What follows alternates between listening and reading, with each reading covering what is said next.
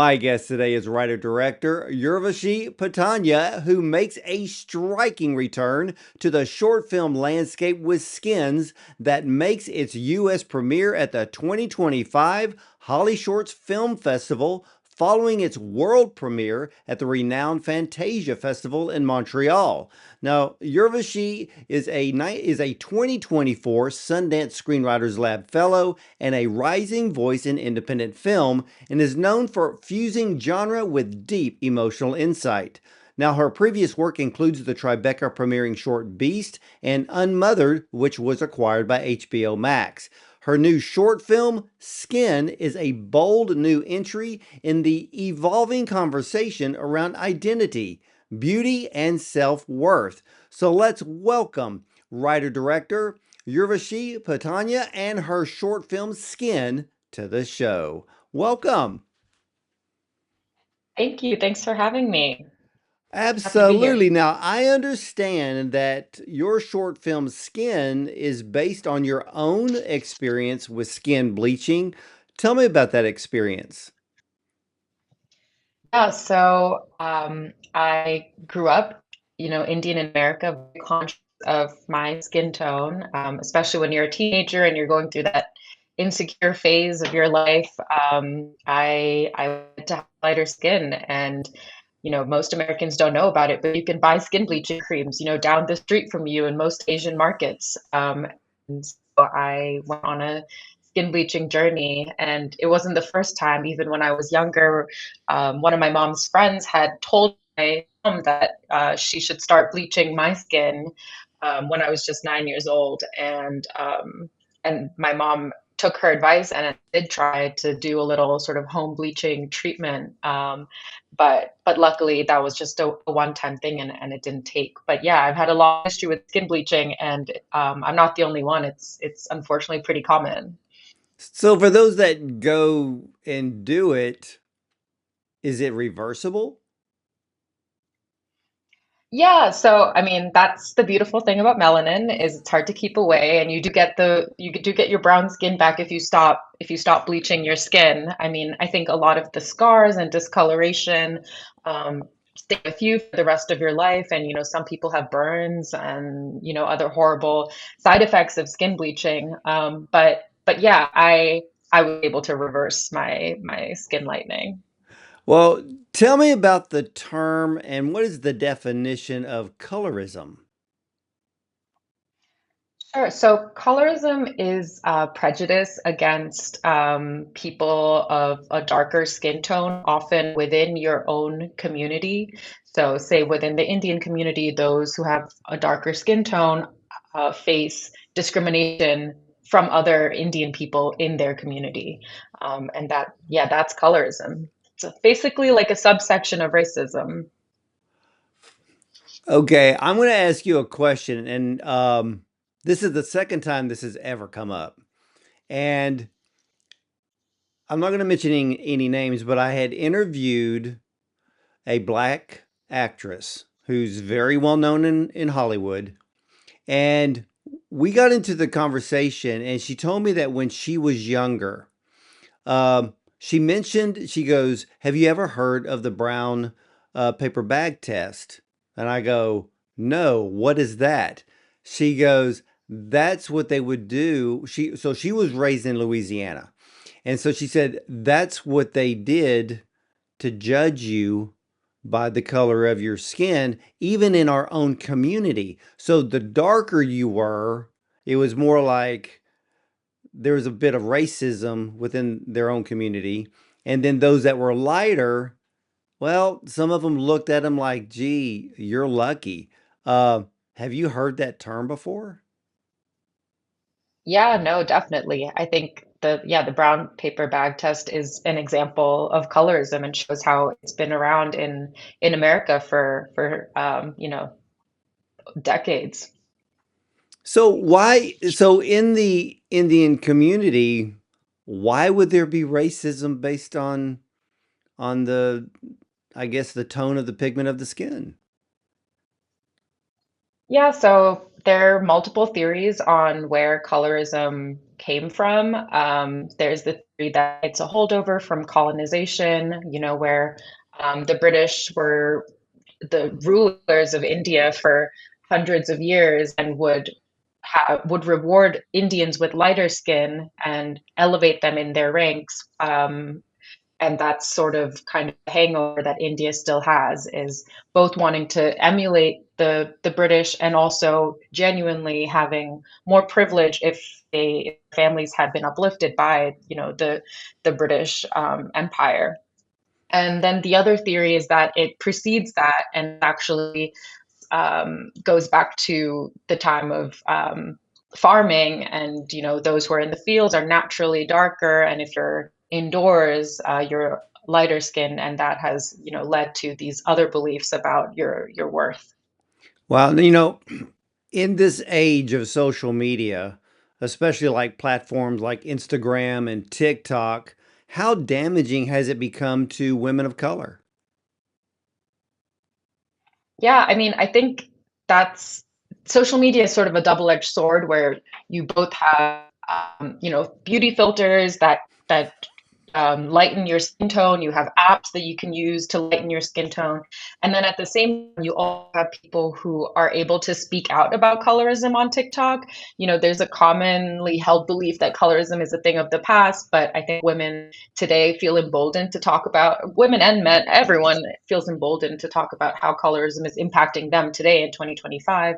They use social media to talk about that. So yeah, it's both sort of a negative and a positive, and we try to emulate that in the short film. Well, the setting of your film is a skin lightening clinic. How is the beauty industry's message to women causing harm? Yeah, I mean, I think there's the beauty industry. Again, there's way everyone's insecure about different things, and the beauty industry um, can capitalize on that and capitalize on people's insecurities in a way that's really insidious. The skin bleaching industry is going to be worth $2.6 billion by 2027, and it's you're able to make this money by feeding people the lie that fair skin is better, or bigger lips are better, or whatever the trend is right now. And it's this always evolving thing that people are chasing, to meet these impossible standards. And what's even scarier is that it's being medicalized now, where skin bleaching, when I was a teenager doing it, was just a cream, and now there's these new forms of skin bleaching through IV treatment, shots, glutathione shots, which actually can bleach your skin from the inside out, and they've just become medicalized, that other beauty treatments like Botox fillers have become medicalized. So it's a really scary time in the evolving beauty industry. Yeah, that's very scary because to think about an IV treatment or an injection, I mean, how do things like that ever get passed through the FDA? Because it's not really medicine. It's really just the industry of vanity. And and who knows how many people have been physically harmed by those treatments. And have you heard horror stories from those that have gone through some of those procedures? Yeah, definitely. There's so many horror stories. Most of these creams are not FDA approved. They contain, mercury in them, and people are buying them off of the black market or buying them abroad, importing them. And then even these med spas, they're ones that are run by doctors. John Oliver just did a great piece on this, but there's med spas that are run by doctors, and then there's med spas that are just run by anyone. So it's there's really, you hear all kinds of horror stories because there's no standardization, and no one's trying to make sure that these people are safe. I think colorism, the desire to lighten your skin is already such a hush hush taboo topic, that the idea of reducing harm and finding ways for people to do it in a safe way, because people will continue to choose to do it, is like out of even the realm of conversation right now. Yeah, and you're right. It's still a subject that is taboo, but but as the public, if we're looking at a magazine, we're looking online and we see people that we recognize and know. And then we start seeing these changes, you know, are these changes due to the fact of, is it in editing? Is it an app? Or are they actually doing something physical to lighten their skin? And then it just causes a bunch of rumors, and one of the things that I never thought of until I saw your film was how we view ourselves by taking selfies or looking in the mirror. I mean, many times the one that pushes us to change our appearance is actually oneself. Do you agree? Yeah, I think a lot of it is internal, and it's, you always see other people around you as beautiful, and then you don't see yourself as beautiful, and that's kind of one of the great ironies of being human. I think there's also, I mean, I think, the media is to blame as well. And we grew up in the time, I'm a millennial, we grew up in the time where heroin chic was the look, and you had to be extremely thin, and that was all over the magazines. And then, years later, it went in a different direction, and you're just constantly chasing what you're seeing online, on Instagram, on TikTok, and magazines everywhere. So I think, yeah, it is both what you're seeing yourself, and when you look at your selfies, and you want to sort of like face tune it to look like something different. Um, and then also what you're seeing online. But I think, yeah, every time you do that and you post those pictures, and I think I'll say I've been guilty of that as well. You post those pictures of yourself not looking like yourself. Some other younger person is looking at that, desiring to look like you, and it's, the vicious cycle continues. Everybody talks about ageism in Hollywood. Um, They don't really bring up color because that's really a taboo subject and nobody wants to open up that can of worms in Hollywood. But let me ask you, how is the skin color looked at in Bollywood? Because of the fact, when I see actresses in that film industry, they're some of the most beautiful women in the world. And but in the film industry in India, I mean, is there a particular skin tone that they look at as sellable? Yeah, definitely. I think it's interesting that, you had Miss America, Nina Avaluri, who is of Indian origin, and she is a dark-skinned Indian American woman. And when she got crowned Miss America, there was a headline in India that said, "Is Miss America too dark to be Miss India?" And you'll see actresses in Hollywood who are darker skinned Indians getting cast because that's how Americans think Indians look. And then you'll see actresses in Bollywood who are very fair, getting cast because that sort of aspirational look that Indians are trying to achieve. And some Indian people do look like that. So I think, yeah, both industries have like a very specific idea of what they think someone should look like. And then, actors are the ones who are hurt by that sort of stereotype, because actually Indians look like a whole range of things. Wow, that answer was very eye-opening and probably about I think 10 years ago or so.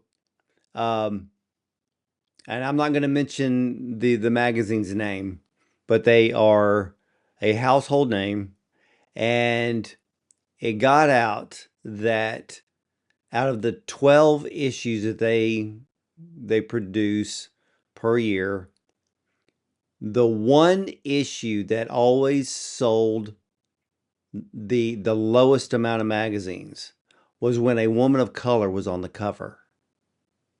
And now again, this was like 10, 12 years ago, so times have changed. That's usually not the case now. But and then I got to thinking about it back in the day because I was like, well, then if you looked at all 12 covers, they only put a woman of color on 1 month because their whole point was to sell magazines. And to think back then when, the internet was still kind of young, people were still trying to figure out like what's Facebook, and I don't even know if Instagram was even invented 10 years ago, but now it's just full blown. And, the great thing is now you go on Instagram, but you see everybody regardless of what color they are. Um, but your film, so in your film, you have you have two people and they're playing sisters. One's not exactly happy with her skin tone. The other one, she's like, I'm fine with my skin tone. I look great. And I thought the contrast was extremely uh, interesting. Why did you want to do it with have the characters being sisters? Yeah, I think I Ria's character as sort of the voice of reason felt so necessary because I think it's the audience's way in because we see Kanika as this beautiful young woman.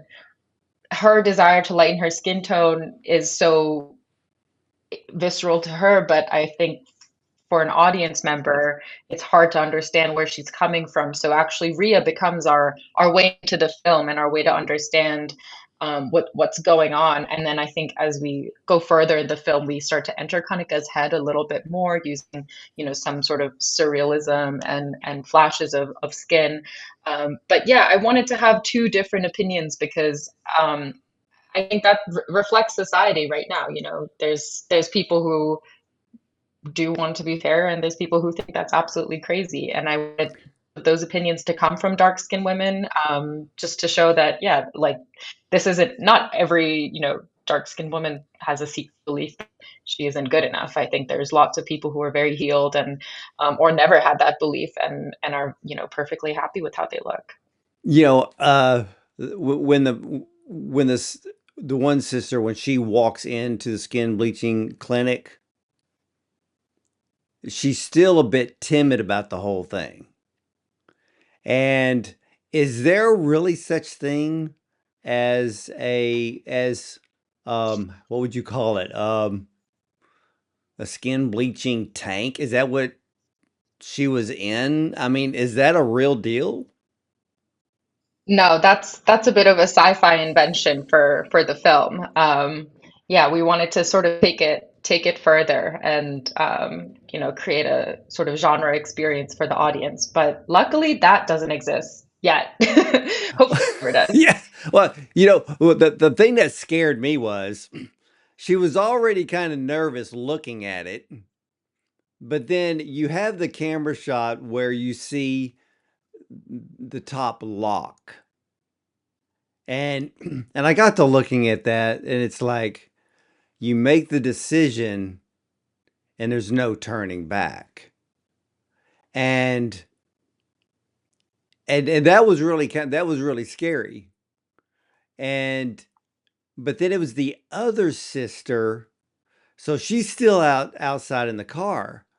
And she's basically doing a TikTok makeup tutorial or getting ready to start one. She's probably like a makeup influencer.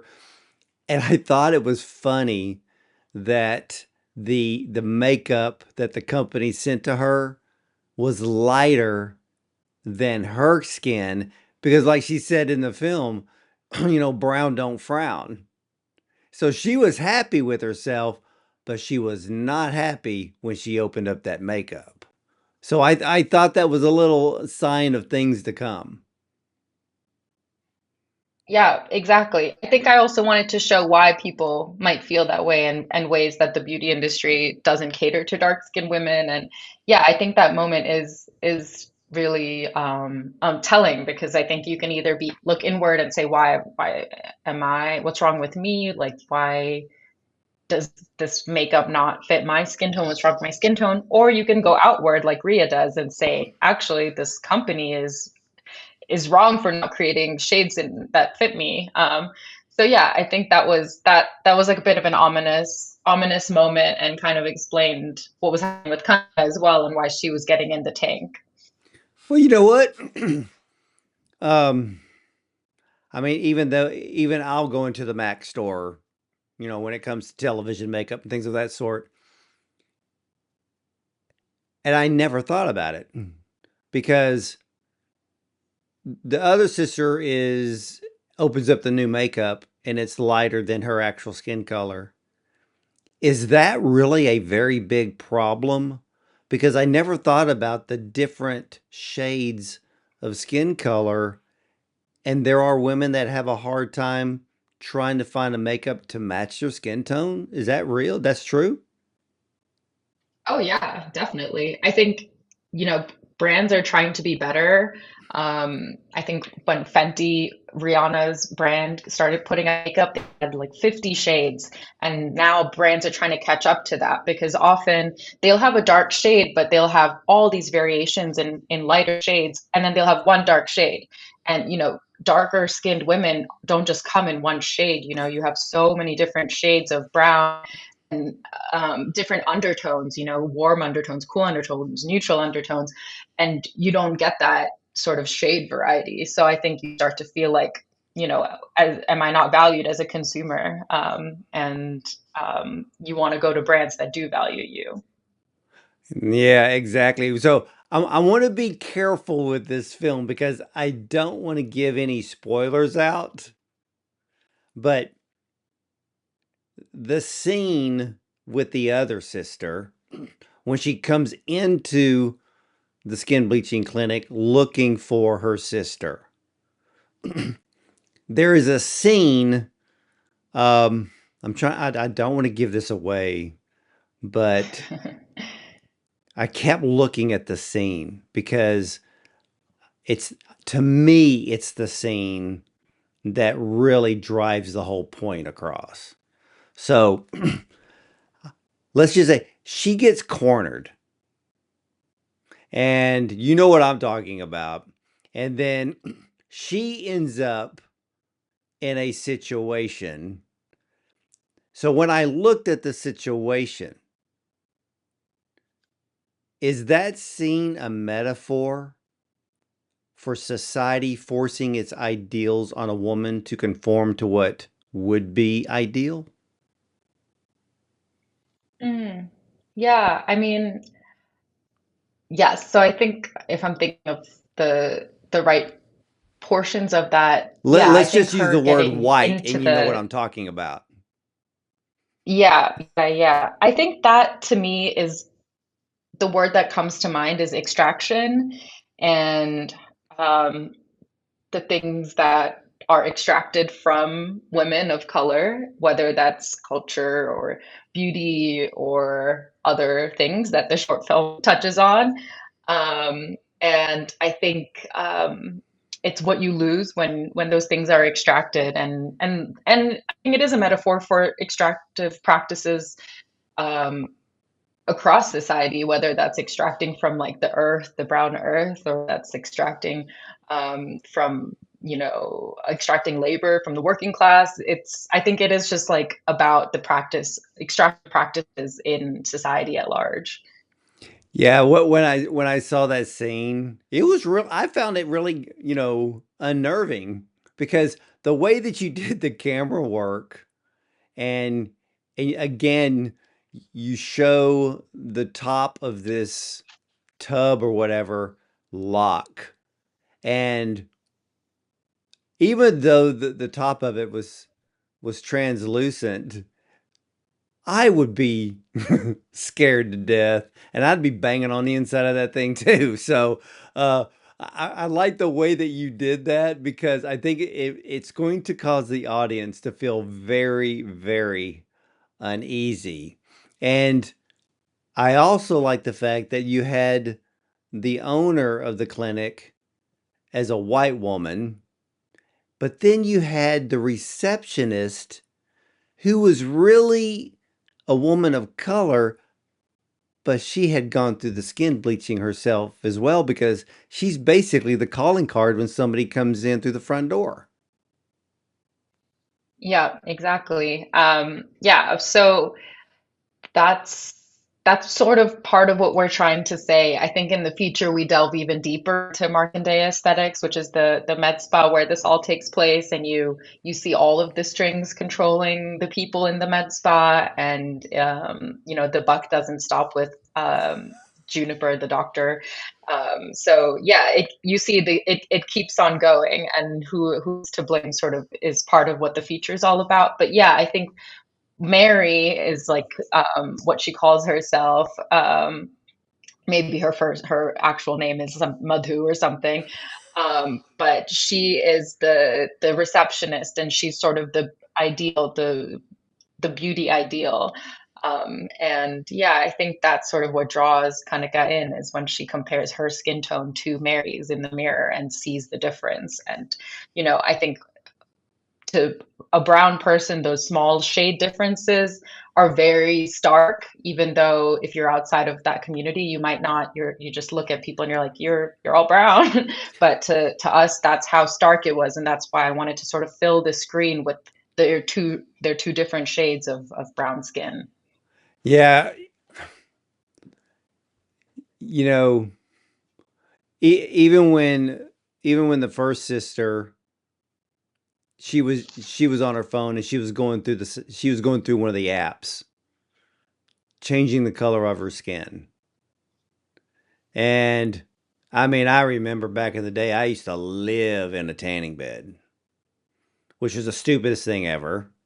Um, but even when tanning salons were the big rage before you just go in for a spray tan. I mean, everybody'd go in there and bake for half an hour or whatever, just to get dark, dark, and dark. And I was extremely dark, and thing is, I came out of there with no damage, but still, even that thought process was still going on back in the day. And but there's the ladies and gentlemen, the cool thing about this film Skin is there's so many little elements in this film, and you place these little elements to show us it could be it could be someone that says something to someone that causes them to want to change their skin color. It could be playing around with a phone app that causes them to want to change their skin color. Yeah, I think in this film you covered everything we could have ever imagined for someone, especially women of color, to want to lighten their skin or some way find a way to make themselves feel better, or like you had even said in the press kit, to feel like they're enough. And I thought Yeah. that word was very on point. How far do we go until we feel that we're enough? Yeah, definitely. And I think that comes from every angle, with wanting to tan your skin, wanting to lighten your skin. We're all insecure in ways. There as I was watching this film multiple times, I actually stopped it, and I sat. I was sitting there thinking, wait a minute, who who out who is it that we know or recognize is a perfect example or maybe a role model in the areas of skin color? And I kept thinking about it, and I'm like, I know who it is. Supermodel Winnie Harlow to me is the best example. She has vitiligo, just like Michael Jackson did. But she turned it into her own fashion statement. She didn't go hide. She didn't try to cover her skin with makeup. I mean, I look at her and she's a role model for accepting who she is, what she has, and she is confident in the way that she looks. And I think that alone is a great lesson for both women and men. Yeah, no, that's a great shout. I think Winnie Harlow is definitely a great role model. I think yeah, that's the type of, inclusivity that would help a lot of people, if they see that sort of imagery in magazines and on social media. I think a lot of people would feel more accepted, and even more, finding even more ways of inclusivity is like what I want to see in the future. Now, you mentioned a feature film. Are you making Skin into a feature? Yeah, we do have plans of making it into a feature. Wow. Um, Not in the same line as the substance. We did write it before the substance, but the substance has actually been really helpful because it's been a great, when we're telling people about the feature, we have that to sort of point to, but to explain that, our feature is more about Eurocentric beauty standards. But yeah, the same way the substance sort of uses genre to talk about the beauty industry, our feature is definitely playing off of that as well. And it also has a bit of like they clone Tyrone and a bit of polite society. But yeah, the substance is a great sort of tonal comparison. Yeah, I kept thinking about it because that whole film was chasing beauty, but it's fighting the aging process. And of course, what better way than having someone who is in Hollywood, because Hollywood isn't favorable to older actors, because the roles become less and less.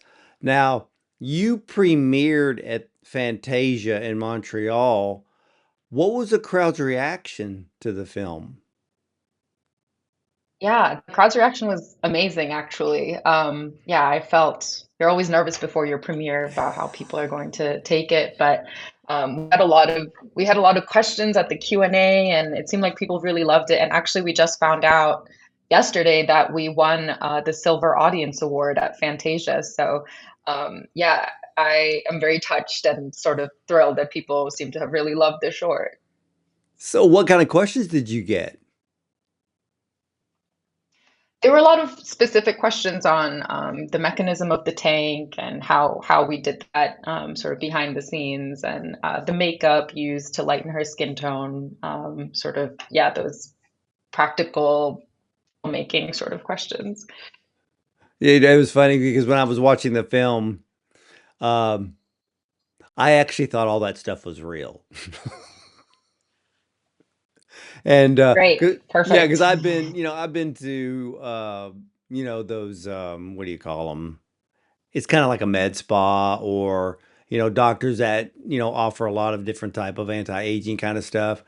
But when I see your film, everything literally looks absolutely authentic. I'm watching and I'm thinking, wow, there's really a bleaching tank, because but then you showed the opposite, a tanning bath or a tanning tank. And I'm like, okay, that would make sense because there's spray tans, so why not bathe in the same stuff? And but to me, everything was authentic. It was just really scary when you just kind of locked the top of that thing. Yeah. Yeah, I love the idea of people sort of looking around and seeing, is there a Markandeya aesthetic somewhere here? And no, it was all completely made up.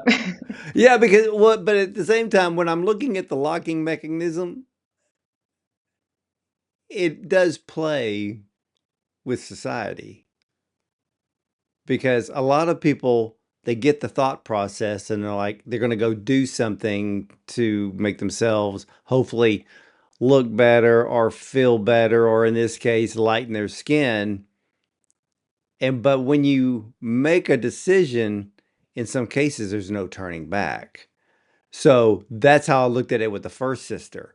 With the second one, I just completely looked at it like society is forcing, you know, all of these types of elements in the areas of the beauty industry, and and making vanity seem normal. And but then a lot of people, it's kind of like, it's like talking to someone who gets a tattoo, and then there's a second one and a third one. It almost becomes like an addiction, but they don't know it is, because there's a thrill about it. And I think in certain areas of the beauty care industry, I think the mentality is there for some people. Do you agree with that? Yeah, I think it's definitely addictive. I think there's a point of no return a lot of the time. I think we found out with fillers for a long time that was a people told that fillers just sort of automatically dissolve, and then a few years later, everyone changed their tune and said, no, they stay in your body forever. There, it's such a quickly evolving beauty industry that people treat as very normal. You go for your lunch break and get a little something done, but what you're actually doing is being part of an experiment that has no long-term research behind it. So yeah, I think it's definitely, I think the locking mechanism is sort of can be seen as a metaphor for taking things too far and going past the point of no return, and not knowing, you step into a bath and next thing you know, you're locked in. Yeah, yeah, yeah, yeah. You're locked in, and that's how I viewed it. But this is a very, very powerful film, and I know that audiences will completely resonate with it. Now, when people see your film, now that you are an official selection at HollyShorts Film Festival, um, so at HollyShorts, when people see the film, what would you like for them to take away from it? I think I just wanted to start conversations. I think so many people have stories about colorism, and we don't really talk about it that much. And I hope that this film just prompts people as they're leaving the theater to like talk to their friends, like, actually, this thing happened to me, or some sort of conversation to start about colorism. I think that's all I really want people to take from it. Yeah, and I think they will. And again, it was an enjoyable film to watch. It's a powerful film to watch. It's got an incredible message to it. And ladies and gentlemen, the short film Skins is a psychological thriller. It's rooted in personal history and cultural critique, and Skin explores the corrosive impact of colorism and beauty standards through the story of a young Indian American woman's visit to a mysterious skin lightening clinic. Now, inspired by her own experiences with skin bleaching, Skin is a surreal and emotionally resonant tale of two sisters caught in a seductive but dangerous pursuit of transformation. With unsettling precision, the film confronts the toxic pressures imposed on women of color to conform to Eurocentric ideals, posing the question, how far would you go to be seen as enough? Now, I love this film because the message is powerful and it will resonate with many if they are willing to listen and answer themselves honestly. And I want to thank you for sharing your wonderful film with me today, and much success to you at Holly Shorts and beyond. Thank you. Thanks for watching it and for the great questions. Oh, you're very, very welcome. And again, ladies and gentlemen, if you are attending the Holly Shorts Film Festival, be sure to watch Skin. This is an amazing film. Believe me, you're going to feel like I did when I saw it, and you're going to realize the internal power that this film has. And again, we all need to be asking ourselves a lot of questions when it comes to beauty and vanity. And that goes for you men out there as well, because I can see what's going on TikTok and Instagram. So, ladies and gentlemen, you can catch all of the Bondon Cinema interviews at bondoncinema.com. Check out our Prime Show, our YouTube channel, and yes, you can listen to us on your way to work on Spotify, iTunes, Audible, and more. You're either going to see me at the movies or from the red carpet.